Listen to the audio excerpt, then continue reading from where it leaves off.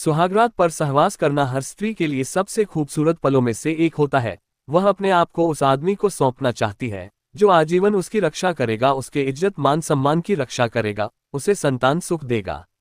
चाहे स्त्री हो या पुरुष, पहला समागम उसके लिए हमेशा खास होता है। जब मैं 28 की हुई तो घर में शादी की बात चलने लगी थी। पापा हर अलग अलग जगह जाते और लड़के देखते।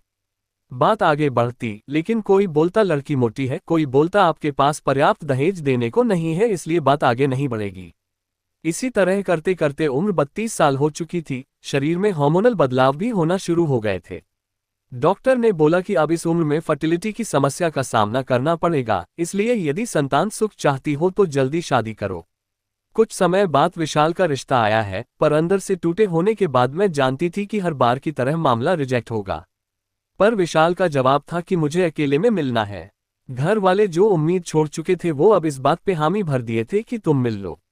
विशाल से मिलने के बाद मैंने पूछा, आपको कुछ पूछना है? विशाल ने बोला, हाँ पूछना है। अपने पति से आपकी क्या उम्मीदें हैं?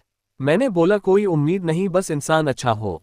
विशाल ने बोला, तो देख लिया, बताइए मैं कैसा इंसान हूँ।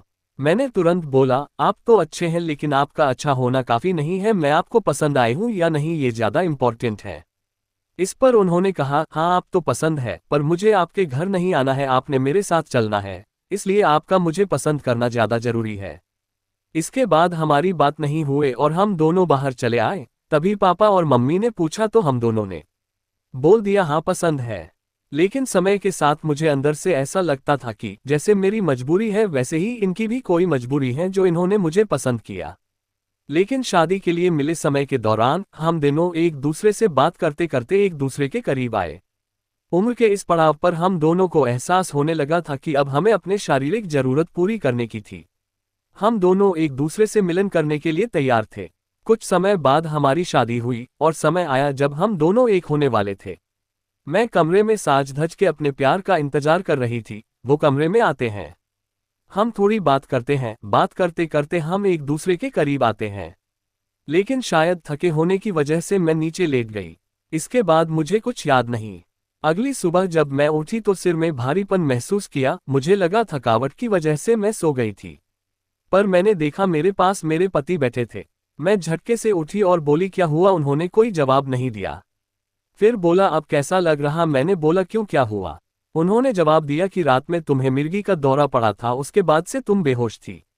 मुझे बहुत आत्मग्लानि हुई कि एक लड़की जो और एक लड़के के लिए उसकी सुहागरात बहुत जरूरी है, और मेरी वजह से वो खराब हो गई थी। मैंने अपने पति से माफी मांगी और बोल कि मुझे नहीं पता ऐसे कैसे हो गया, ये पहली बार हुआ है। उसके बाद घर वाले तरह तरह की बात बनाए, पर मेरे पति ने बोला कि डॉक्टर से बात हुई है। उन्होंने बोला अत्यधिक काम की वजह से ब्लड प्रेशर बहुत ज्यादा हो गया था। फिर मैंने उनसे माफी मांगी। इस पर उन्होंने कहा, आज जो ये तुम्हारे साथ हुआ है, क्या मेरे साथ होता तो मुझे तुमसे माफी मांगने की जरूरत होती। मैंने बोला, नहीं, कैसी बात कर रहे हैं? तो फिर तुम कोई माफी मांग के मुझे शर्मिंदा कर रही हो। उस दिन मुझे एहसास हुआ प्यार क्या होता है, एक पति की वफादारी क्या होती है, जो सिर्फ आपसे संभोग बनाने के बारे में ना सोचे बल्कि आपके लिए और आपके सम्मान के लिए सदैव खड़ा रहे। यदि आपके साथ ऐसा होता तो आप क्या करते?